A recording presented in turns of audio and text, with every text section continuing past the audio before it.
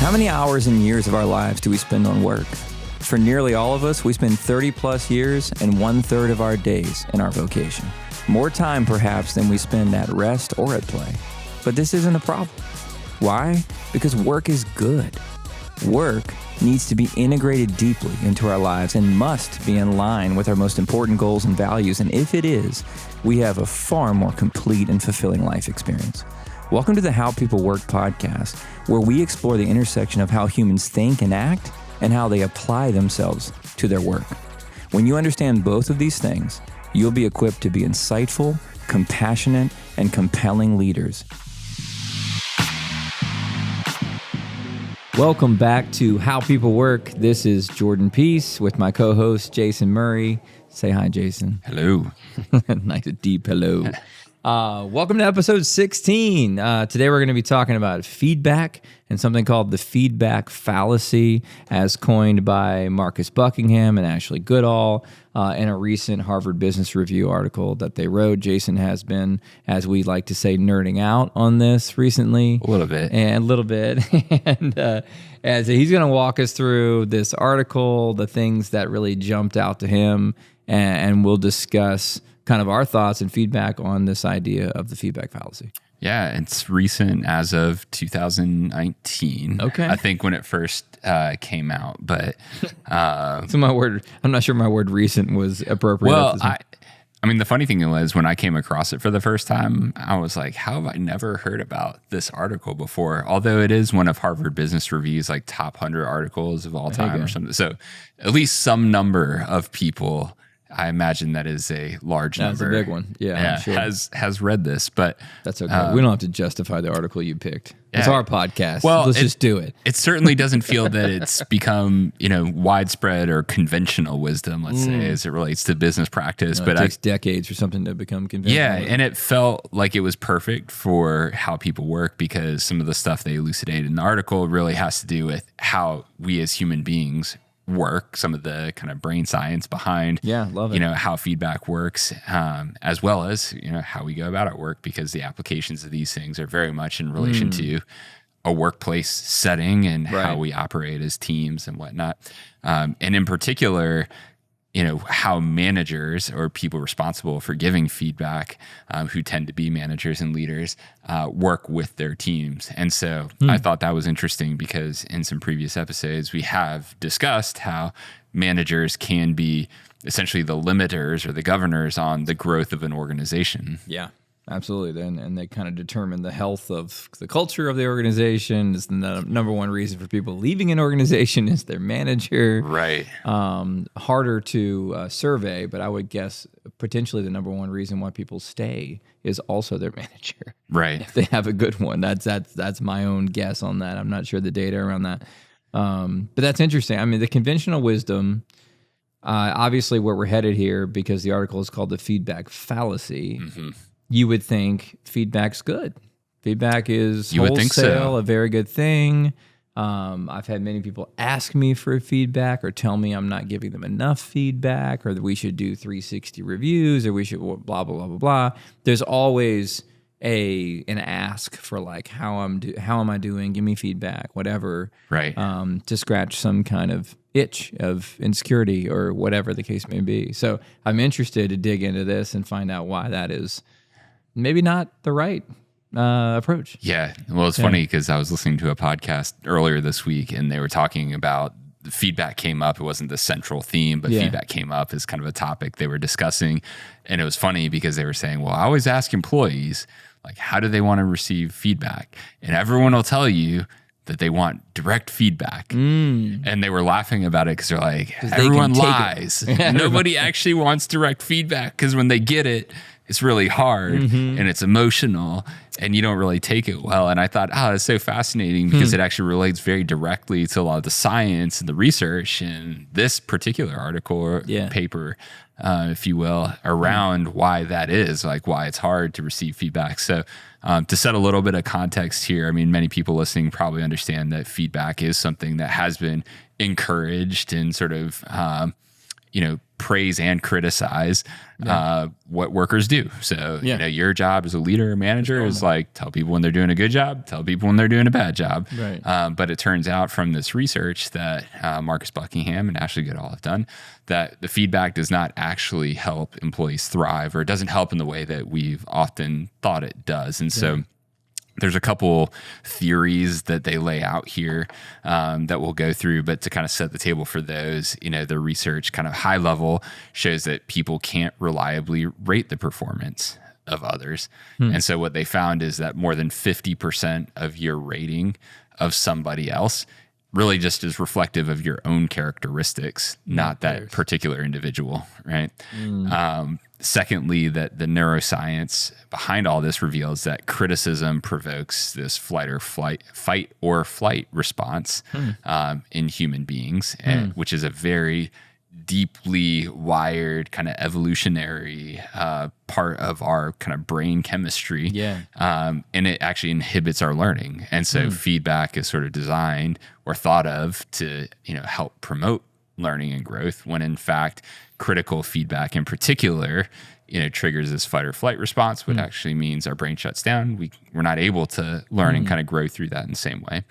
And then lastly, excellence looks different for each individual. And I think this one is really particularly interesting, but the excellence is idiosyncratic. And so, it's not just sort of something objective that's transferred from me, I know how to do things well, and I'm going to share with you how to do those things well. Right. That is much more individualistic and context specific for each and every individual. So wow. That's fascinating. It makes perfect sense that first bullet there around more than half of the rating you're giving someone else is kind of just a reflection of how you see yourself, and maybe how you see that other person distinctly different than yourself, and you're kind of judging what's good, what's bad, what are good qualities, what are bad qualities, or what's a good approach or good language based on me, right? As I am the kind of the centerpiece of the universe and the arbiter of what is and shouldn't be, right? So that kind of makes perfect sense. We are very focused on ourselves and very much see the world through the lens of how similar or different is someone else than me, and that's kind of how we make a value judgment. So that's fascinating. I'm interested in this fight or flight response. I wonder what's meant by criticism. I wonder how much the depth of relationship matters there. I wonder how much if there's intimacy and trust, then that criticism can come across as something really helpful, constructive, But fight or flight, that's intense. That's an intense reaction to hey, I didn't really love the way you led that training. I think you could have done better here, and there. That is visceral. Just I'll just get out of here. Or I'm going to argue with you about it. Yeah, I mean, I think it's interesting, and it sort of jumps ahead a little bit, but it's worth kind of jumping ahead to that point, because I think it's a question that I had as well. When I came across this as well. If it's somebody that I really trust and value their opinion and can maybe receive it, without such, emotional angst, let's say, that, perhaps is better. And what they would say here is that the kind of science around how our brains work is that there's sort of a learning set point. And so really negative criticism doesn't promote growth. It can correct you back to a set point. Interesting. Okay. And so what happens then is, maybe from a friend, I can receive that criticism more openly. Right. And so I'm able to accept it and internalize it. And when I do so, it doesn't actually promote growth beyond that set point. It just restores me to that set point. So it's if there is negative criticism that actually is true and merited, let's say, then it's not necessarily helping me grow beyond a certain point. It's just bringing me back up to that level set point. This is a really basic example, but what came to mind, so my son is in his third year playing baseball. Jackson, the 7-year-old, and working with him on his swing. and which is a delicate thing to begin with kids, because my dad will tell you he over-engineered my swing, and actually my swing kind of fell apart when I was a teenager. And he blames himself, and I'm like, I don't care. I was never going to be a pro baseball player. Like, it's not that serious, but he still beats himself up. But I think about like all the little corrections I give him, like keep that back elbow up, like stop dropping your shoulder, right? Those sorts of things. It's like I'm just getting him back to the set point of like the swing that's as good as he can produce right now. Right. But I'm not, well, sometimes I do. But when I give him new ideas, right, of just like, hey, actually, you don't really hit with your arms, you hit with your hips. Yeah. You got to like pull your hips through and show him that there can be a marked improvement well beyond the difference between getting back to that set point, right? And I've seen, and I know this is like silly but it's just what I've been focusing on the last couple of months with him, and he's so into baseball right now, so it's like really important to him to learn, and he has grown leaps and bounds, but not so much because of the little corrections and the criticisms, but because of the new ideas. Right. Because of the different aspects of like, take a step towards the pitcher, or to get back in the box a little bit and let the ball travel a little for whatever, like those new little things. And he just lights up and grows significantly. Again, it's maybe not the best example for work. I think it's a great example, actually, because I think it does point to the fact that we learn in different ways, and the way in which we're going to promote growth is not going to be the same for every individual. And so it pertains very directly to, managers, because I think our tendency is to apply the way in which we learn to those that we lead. And so like we're going to approach it in a certain way without maybe even recognizing the fact that, well, we could be limiting somebody's growth in the way that we're going about trying to help them learn. So it actually ties in. So we're going to go a little bit out of order, because there's a couple theories that they Nobody lay out. listening has the article in front of them anyway. Or so fallacies. You make up whatever order you want. So this is number 2 in the article if you're reading it, which we'll share in the show notes. But so fallacy number 2, they refer to as the theory of learning. And the fallacy is that the process of learning is like filling up an empty vessel.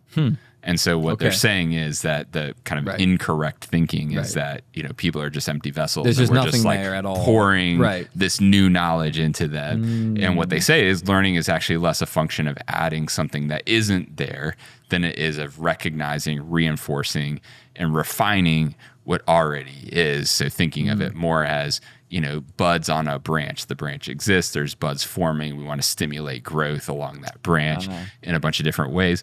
And that's actually true when it comes to how our brains work. So in our brains, there's bundles of neurons in our brain with synapses that already exist. And what neuroscientists have found is that it's easier to develop new neural connections where the bundles of neurons are already most densely connected. Interesting. And so as a result, what it means is when you find those areas of strengths that people already have, your brain can literally form connections faster and more easily than in areas that it has fewer or weaker neural connections. Interesting. Yeah.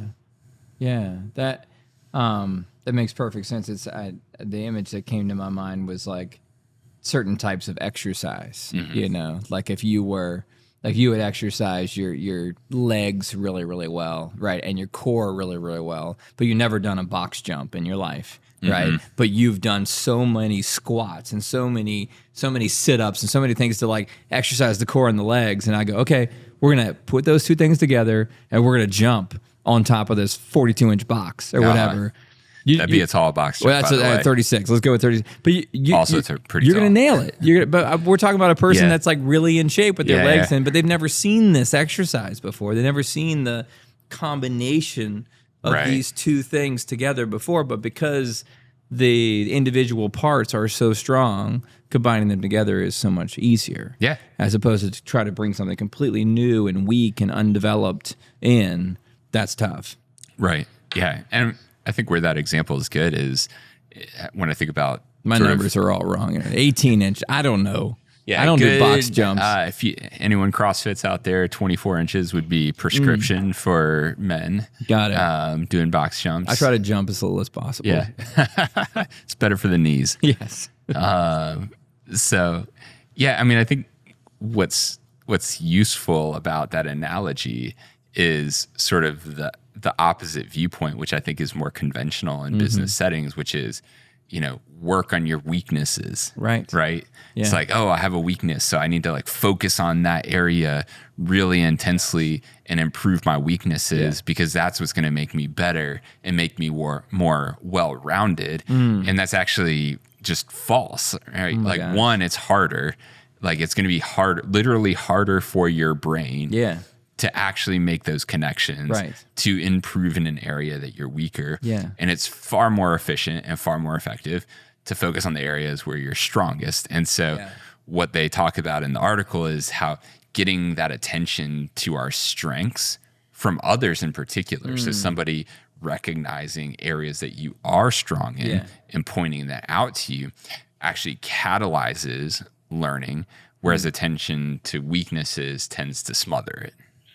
Dude, that fallacy, that very thing of like trying to improve weaknesses, focusing on our weaknesses, has probably been the biggest stumbling block in my entire life or career. Like, I think the majority of where my learned imposter syndrome has come from in this role as a CEO of a company is from this very thing of I've spent so many years focusing on my weaknesses and determining what all those weaknesses are. And there are many, right? So I had this laundry list in my mind of all these things that I'm bad at, right?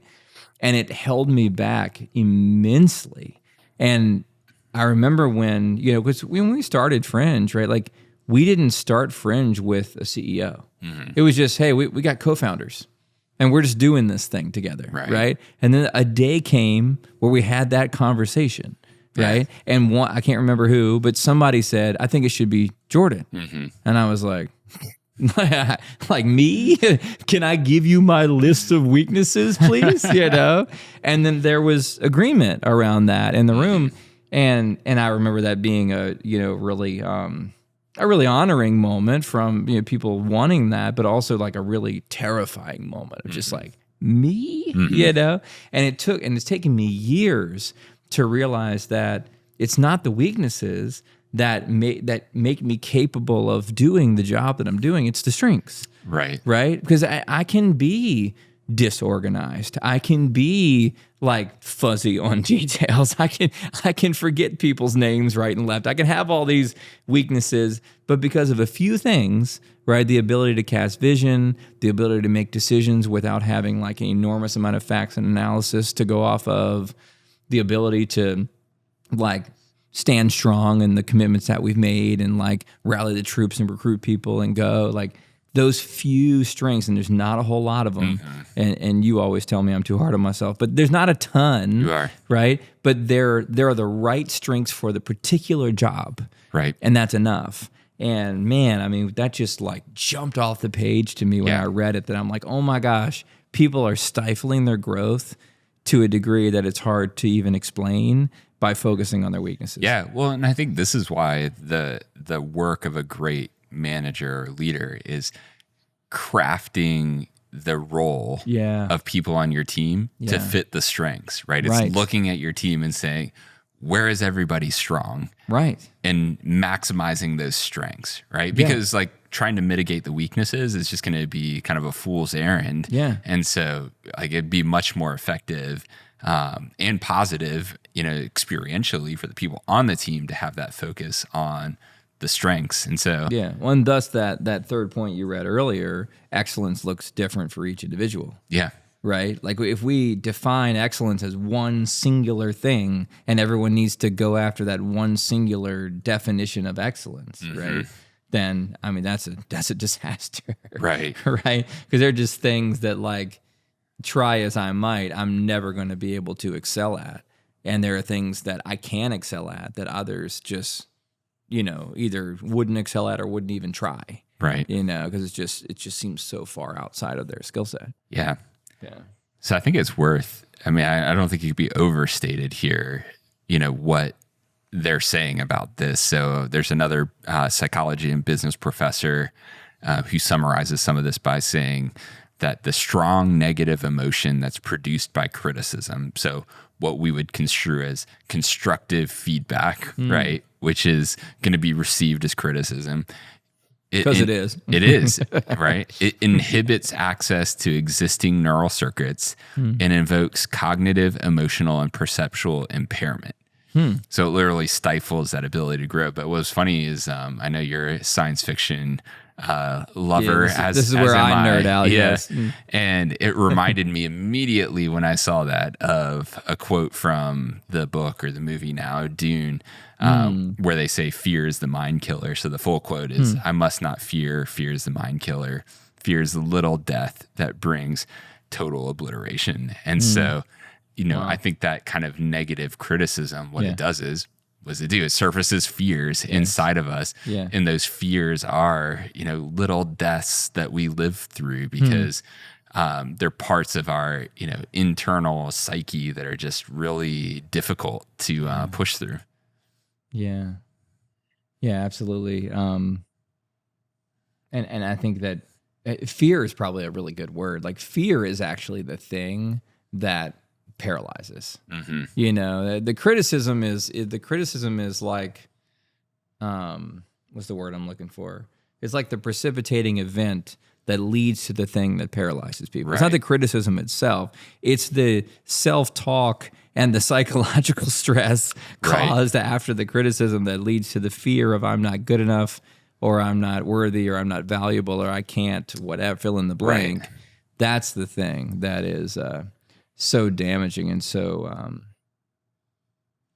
difficult to overcome. Yeah. Because we all have fears, but I think one of the things that really helps us overcome those fears is if we're able to see where our strengths are, where our contribution is, where is the place. Like, it's okay that I'm bad at XYZ because I'm great at ABC. That's your way out of that fear in many cases. So I love that. So I think what's interesting, and this kind of goes back to fallacy number 1 in this report that they've put out, but it ties into the sense that if we're thinking about criticism, if we're thinking about how we learn, what the assumption often is well, my criticism is in fact valid. That if I'm going to offer you some kind of constructive criticism, that it's in fact rooted in some sort of factual basis that's objectively true, right? And what they are putting forth here is that that's sort of a theory of the source of truth that isn't actually accurate. And so the sort of fallacy that they call out here is that other people are more aware than you are of your weaknesses. And so therefore what needs to happen in order for criticism or feedback to be, good feedback is that they're exposing to you things that you don't know about yourself. Right. And what they call it is idiosyncratic rater effect. But that kind of goes back to the first thing that we talked about, is that more than half of our rating of someone else reflects our own character, our own characteristics, and not theirs. And so, in other words, the research shows that our feedback, this is kind of sort of shocking to say it in this way, but feedback is more distortion than truth. Because if we accept... you said it was more than 50%. So. If we accept the premise that, the only objective reality that we can really ascertain is that of our own sense of strength and weaknesses and not necessarily somebody else's, then whenever we're giving somebody else some kind of feedback, we ought likely to be doing it with more humility, right? And probably less as a entirely true proclamation. Yeah, I think the only part of this that I would push back on is not so much the idea that the feedback about who you are, what your weaknesses are. I think it's a really great concept. It tracks that people are aware of the weaknesses, right? Unless you're, I don't know what the word is exactly, but there are certain people that are so neurotic, right? That they don't see any weaknesses of them. So like there are some rare people. Or narcissistic. You're narcissistic, but your run-of-the-mill individual, right, is going to see and be keenly aware of the things that they're bad at. The things that they're bad at have held them back in life. They've been embarrassed to them. They've, put struggle in their way and struggle in relationships, et cetera, et cetera, et cetera. So you're probably not telling me anything new when you tell me about a trait that I'm like, Jordan, you're so disorganized. I'm like, like I've known that since I was like 7, right? Thanks for the feedback. But when feedback I think is useful is the particular event of like, hey, the way you spoke to this person that day, you should probably go apologize. Like you were too hard on them. Like those individual mistakes, I think that is where the peer-to-peer feedback is useful because sometimes we are maybe intentionally blind to our own failure, kind of relationally and so forth. Not so much blind to our traits. Just to differentiate the two a bit, because I think there is a usefulness in going like, hey man, like you were a jerk yesterday. Like I don't know if you saw that, right? That's true. So I think what's really to me fascinating about this is again some of the brain research, and there's some other stuff that I was aware of that I think was applicable here from a book that I read some time ago called The Happiness Hypothesis. And what happens is this very weird thing between our left brain and our right brain. And so, neuroscientists that look at this stuff have actually figured out that our left brain and our right brain interpret the world differently. And that when there's gaps between the two, that one side of our brain will fill that narrative gap in a way that might actually not be entirely accurate. And so I think that's part of the reason that this sort of idiosyncratic rater effect comes into play is like, our brain isn't always telling us the truth in terms of our actual observation. So there was a study that a psychologist did, and I'm going to read this because I just think it's so wild. I was just reading it. I'm like, what in the world is this It's thing? so wild, but I think it pertains, I promise. Yeah, no, I believe you. It's just, what was going on with the chickens? So there's a psychologist, I can't pronounce his name, so I'm not going to try to. But what they did was in this study, they flashed different pictures to two hemispheres of the brain. So the way that they did that is they would cover one eye and flash an image to the other eye. Because your right eye correlates with your left hemisphere and vice versa. Exactly. I heard this. Okay. You know that. So, that's exactly right. And so what happened was they would flash a picture of a chicken claw to the right eye, right? And then random. Totally random. And then they'd flash a picture of a house and a car covered in snow on the left. Okay. Right? Yep.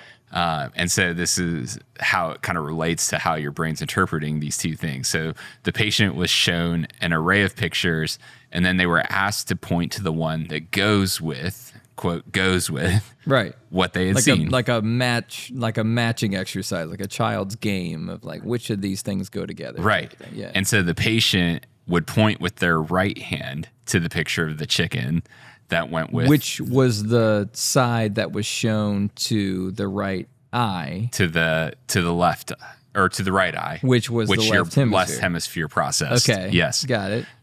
So the right hand pointed to the picture of the chicken, which went with the chicken claw that the left hemisphere had seen with the right eye. Okay, but the left hand pointed to a picture of a shovel.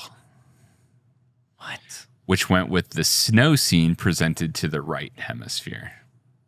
But when the patient was asked to explain... Because you're thinking snow shovel, chicken claw. You would think so. Which is like logical.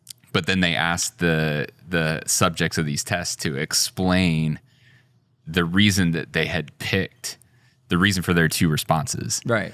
They didn't say, he did not say, I have no idea why my left hand is pointing to a shovel. It must be something you showed my right brain. Instead, the left hemisphere made up a plausible story where the patient said without any hesitation, oh, that's easy. The chicken claw goes with the chicken and you need a shovel to clean out the chicken shed. What chicken shit? Exactly. So that hemisphere of the brain didn't even register like house, snow, shovel. Wow. It was connecting the dots to the chicken and assuming, oh, you need the shovel to scoop out all the chicken poop and it's the chicken related to shit. the chicken. And right. Right. And so, and the way they did these studies, right, it was like very instantaneous flashes, right? So like, the way that they did it, I mean, it's really fascinating. There's a lot more information on that particular study that they did in the book. But what's really shocking about it is the fact that your brain, like the one hemisphere of your brain, is literally going to make up a story for something that it sees that doesn't make sense to it. Wow. And so the ways in which we connect the dots, then I think that's where like humility comes into play, right? Right. Is acknowledging the fact that the way that I might be seeing this situation might not be accurate. So to come into a situation where I'm going to give you feedback and I'm 100% confident that I'm right in the feedback that I'm giving you is probably inaccurate. Yeah. Right. And so like a better approach would be coming into it thinking, hey, I'm seeing something here. I don't know if it's right. Maybe I have a more humble attitude in my approach to it because it's less like I universally know something to be true about you that you don't see. Interesting. It's actually acknowledging like my brain, I see something. I don't know if I'm connecting the dots here the right way. Man, I feel like I have two examples that come to mind. One is I think about a child when they see, like every night, my son asks me to close his closet door, right? Because his closet door, the closet is darker than the room. Even though there's barely any light in the room, right? He wants me to close the closet door. And and I think like as an adult, I'm just like, well, the closet's dark because there's like less opportunity for light to seep into it because there's a small crack in the door. It's just, that's why it's dark. But to him, it's dark because it's an evil place full of monsters, right? Like he creates a story for the thing that he doesn't understand, or under the bed or whatever, right? That's that children's imaginations, the adults' imaginations, right? We create stories for what we don't understand. The place where I create stories is I'll observe something about, just like you're saying, observe something about someone, see a pattern in someone's behavior in someone's life and what they do, what they say, how they act, how they walk, how the face they make. And I'll make up a story in my head as to why that exists, right? And then I'll make the mistake occasionally of going to that person and saying, are you like this because of like ABC, the story that I made up, right? Sometimes you get lucky and they're like, wow, how'd you know that? That's pretty good. But other times it's like, no. And they're offended. Like, why don't you just ask me about it? You know, like instead of just making up this narrative out of nowhere. Yeah. That's a fascinating idea that if we don't understand something, we don't just chalk it up to like, well, I just need more information. I don't understand. Right. We will create some truth, some narrative. Yeah. You know, because we need the closure of this is what it is. Yeah. And I mean, that's not like unknown or uncommon in kind of neuroscience either. It's just not something I think that's commonly known. I mean, I didn't know it until I read this book first. And then this article obviously, brought some of this out. But, our brain uses heuristics all the time, which are essentially shortcuts.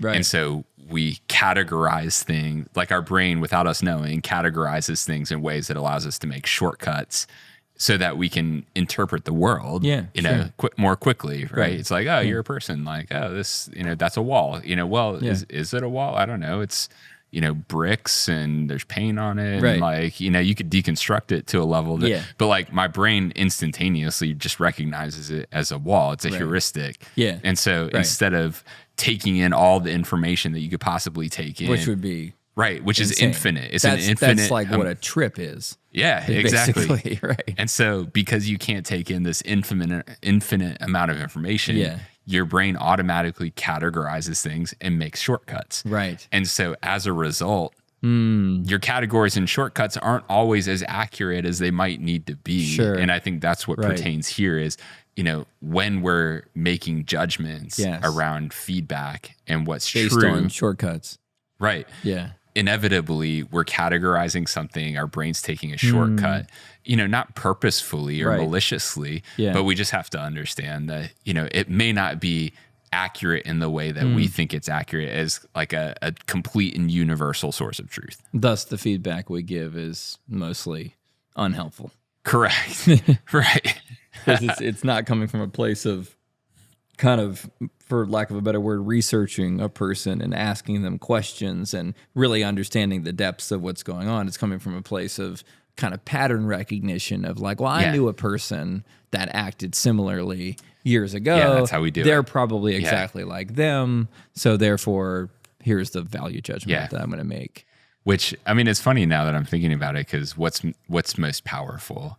Self-discovery or somebody else telling you something about yourself. Self-discovery, hands right. down. And so, I mean, that's exactly, I think, what we're talking about here is, if you can help people self-discover versus saying like, hey, I know something about you that you don't know about yourself, obviously. And so I'm going to bestow upon you this truth that I understand that you clearly don't understand. Right. Versus, hey, I'm going to ask some questions.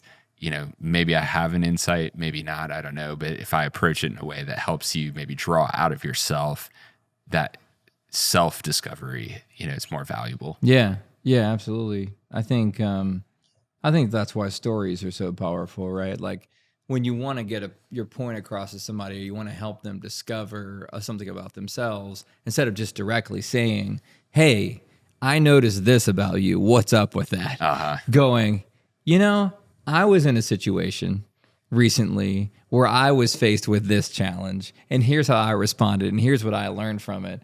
And you just sort of walk away, and let that story linger. I think people can connect to the, okay, yeah. What they learned is maybe similar to what I need to learn. And, I think it's more useful. Like there's nothing that's going to elicit that fight or flight situation about just telling your own story, to giving your own experiences to somebody that really, I think, helps them learn. Yeah. Which again, it goes back to the concept we talk about all the time of intimacy, right? Yes. You gotta get intimate with people. You gotta share a little bit about yourself and a little bit about your life, or you really can't help them. But I think that's the only kind of quote unquote feedback that is really a safe space, to help people actually grow. It's just to kind of hear what you've been through, and learn from kind of your mistakes, right? But that takes some vulnerability to do that. Well, this is good. I like this topic. I think it's a fantastic paper. It's interesting. There's so many things that we just blindly accept. It's just like, yep, feedback, 100% a good thing. Yeah. No questions asked. We should do that. We should do it more. We should do it as often as we can. Yeah. And then, to your point that you brought up earlier, when you ask on that other podcast, when you ask people what kind of feedback they want, I want it direct. I want it straight up, no chaser. No ice, nothing. Just give it to me. You know what I mean? Because we want to sound tough. We want to sound like we could take it. I could take that feedback. Yeah, I could take that feedback. What do you got? Lay it on me, right? And I'll just force myself to get better, whatever it is that you say, and that's unrealistic, and the wrong way to approach it. But yeah, great topic. I think maybe we'll return to this. Yeah, we will. There's still some more to unpack at some point. It's funny because I'm just going to have to take an L here because I'm in this article here, and I totally forgot what the word of the day was. As a result of looking through I got you off the show notes. Yeah, so I'm just I'm not on the show notes. I don't know what the word is. Gotcha. Oh, man. That's all right. What was it? Do you remember? What's the word? Rarefied. Oh, that would have been easy, man. That would have been an easier one. We're in rarefied air. I mean, there's so many easy ways to incorporate that. Oh, shoot. Oh, well, I'll take an L. That's a win for you, Jason. All right. Well, Jason, tell us about the word of the day next week. Hopefully I won't disappoint our listeners again. All right. I feel like this one ought to be like a layup. All right. Cordial. Oh, okay. All right. If I miss that, I'm firing myself. You're fine. Just from the podcast, do this not my job. Okay.